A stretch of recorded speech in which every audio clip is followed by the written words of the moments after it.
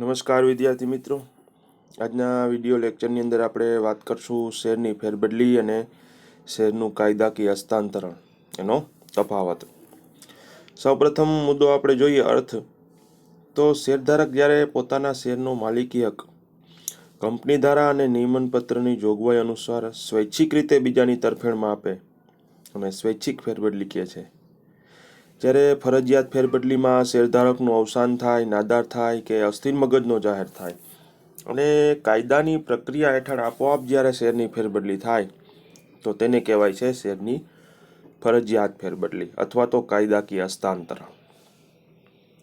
ત્યાર પછી સંજોગો જોઈએ તો સ્વૈચ્છિક ફેરબદલી હોવાના કારણે શેરધારક જ્યારે ઈચ્છે ત્યારે ગમે તે સમયે કંપની ધારાની જોગવાઈનું પાલન કરી અને પોતાના શેર બીજાની તરફેણમાં વેચી શકે, બીજાને ફેરબદલી કરી શકે. જ્યારે કાયદાકીય હસ્તાંતરણમાં તો શેરધારકનું અવસાન થાય, અદાલત દ્વારા નાદાર જાહેર થાય કે અદાલત અસ્થિર મગજનો જાહેર કરે ત્યારે અને એકલ વ્યક્તિ કંપની વાય જે તે વ્યક્તિનું અવસાન થાય ત્યારે આવી શેરની ફેરબદલી થાય છે. સંમતિની વાત કરીએ તો સ્વૈચ્છિક શેર ફેરબદલીમાં બંને પક્ષકારોની સંમતિ હોવી જરૂરી છે, જ્યારે કાયદાકીય હસ્તાંતરમાં આવી સંમતિની જરૂર છે નહીં. હવે જ તો શેર ફેરબદલી જે છે એ બે વ્યક્તિઓના કરારના કારણે ઉદ્ભવે છે, તેથી હવે જ જરૂરી છે. હવે જ મતલબ બદલો. શેરની ફેરબદલી છે એ બે વચ્ચે એક શેર ખરીદનાર હોય છે, એક શેર વેચનાર, બે વચ્ચેનો કરાર થાય છે અને એટલા માટે એમાં અવેજ જરૂરી છે. જ્યારે ફરજિયાત ફેરબદલીમાં શેરધારક છે એ માલિકી હક ગુમાવે છે, એટલે કાયદાકીય રીતે જે કાયદેસરની પ્રતિનિધિ હોય એનો માલિકી હક તે મેળવે છે.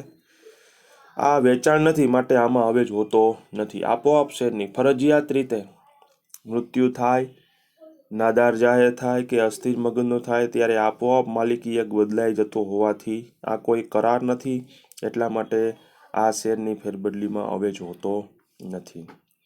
ત્યાર પછી વાત કરીએ સ્ટેમ્પ ડ્યુટીની. તો શેર ફેરબદલીમાં સ્વૈચ્છિક શેર ફેરબદલી જ્યારે કરવામાં આવે ત્યારે પ્રવર્તમાન કાયદા અનુસાર ફેરબદલી ફોર્મમાં નિશ્ચિત રકમના સ્ટેમ્પ લગાડેલા જરૂરી છે અને લગાવેલા હોવા જોઈએ. જો જરૂરી રકમના સ્ટેમ્પ ન લગાવેલા હોય તો શેરની ફેરબદલી માન્ય ગણાતી નથી, કારણ કે શેરની ફેરબદલી જ્યારે થાય ત્યારે સરકારને સ્ટેમ્પ ડ્યુટી ભરવી પડે, એટલા માટે જરૂરી સ્ટેમ્પ લગાડેલા હોવા જોઈએ. કાયદાકીય હસ્તાંતરણમાં અવેજ હોતો નથી, માટે એમાં કોઈ સ્ટેમ્પ ડ્યુટીની જરૂરિયાત ઉદ્ભવતી નથી, કારણ કે અવેજ જ ન હોવાથી વેચાણ ગણાતું નથી, એટલે એમાં અવેજ હોતો નથી, એટલે એમાં સ્ટેમ્પ ડ્યુટીની જરૂરિયાત નથી. હવે વાત કરીએ સભ્યપદની.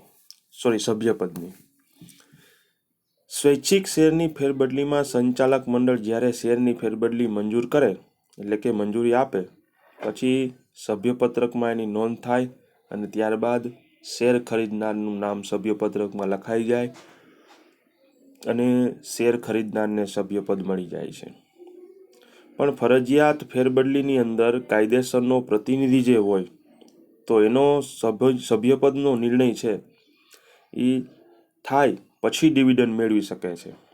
એટલે ફરજિયાત ફેરબદલીમાં મૃત્યુ થાય, નાદાર થાય કે અસ્થિર મગજનો થાય પછી જે તે વ્યક્તિ એનો સભ્ય નક્કી થયો, વારસદાર છે અથવા કાયદેસરનો પ્રતિનિધિ છે, એ અદાલત દ્વારા આપવામાં આવેલું પ્રમાણપત્ર રજૂ કરે, ત્યાર પછી નક્કી થાય કે સભ્ય છે કે નહીં અને પછી એને ડિવિડન્ડ મળે. વિધિની વાત કરીએ તો કંપની નિયમનપત્રમાં જણાવેલ જોગવાઈનું પાલન કરી અને શેર ફેરબદલીની વિધિ પૂરી થાય પછી સંચાલક મંડળની મંજૂરી મેળવવામાં આવે છે. પહેલાં તો શેર ફેરબદલીની જોગવાઈઓનું પાલન કરવું પડે, શેર ફેરબદલીની વિધિ પૂરી કરવી પડે, પછી સંચાલક મંડળની સભામાં શેર મંજૂરીનો ઠરાવ થાય, એ રીતે આખી વિધિ થાય છે. જ્યારે કાયદાકીય હસ્તાંતરણની અંદર કાયદેસરનો જે પ્રતિનિધિ છે એ માત્ર પોતાના હકના પુરાવા અને જરૂરી દસ્તાવેજ અદાલત દ્વારા રજૂ કરે, કંપનીને આપે, અદાલત દ્વારા જે પુરાવા અને દસ્તાવેજ આપવામાં આવ્યો હોય વારસદારને, એ વારસદાર જ્યારે કંપનીને આપે ત્યારે આપોઆપ એના નામના શેરની ફેરબદલી થઈ જાય છે. હવે વાત કરીએ ઇનકાર. તો કંપનીના હિતમાં જરૂરી જણાય તો સંચાલક મંડળ ફેરબદલીનો ઇનકાર કરી શકે છે.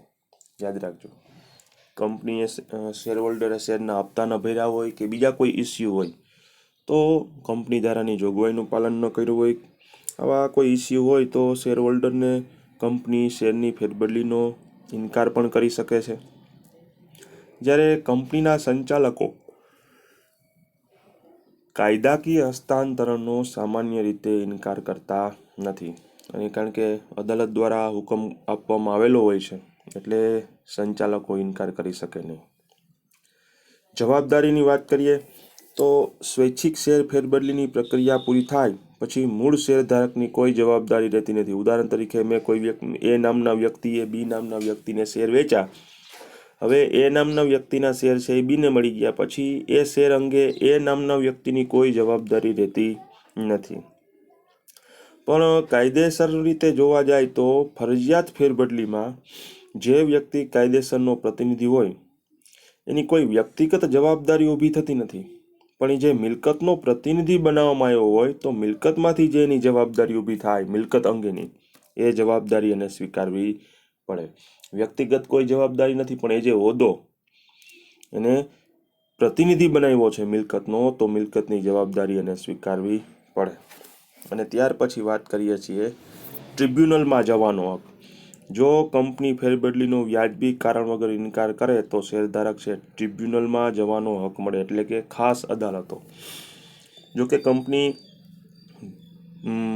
બને ત્યાં સુધી શેર ફેરબદલીનો ઇનકાર કરતી નથી, પણ જો વ્યાજબી કારણો હોય તો ઇનકાર કરી શકે. પણ વ્યાજબી કારણ વગર, કોઈ પણ કારણ વગર કંપની જો શેરની ફેરબદલીની ના પાડે તો શેરધારક છે અદાલતમાં જઈ શકે. જ્યારે ફરજિયાત ફેરબદલીમાં ટ્રિબ્યુનલમાં જવાનો કોઈ પ્રશ્ન ઊભો થતો નથી, કારણ કે હમણાં આપણે અગાઉના મુદ્દાની અંદર વાત કરી કે સામાન્ય રીતે સંચાલકો ફરજિયાત ફેરબદલીનો ઇનકાર કરતા નથી અને કરી શકે પણ નહીં.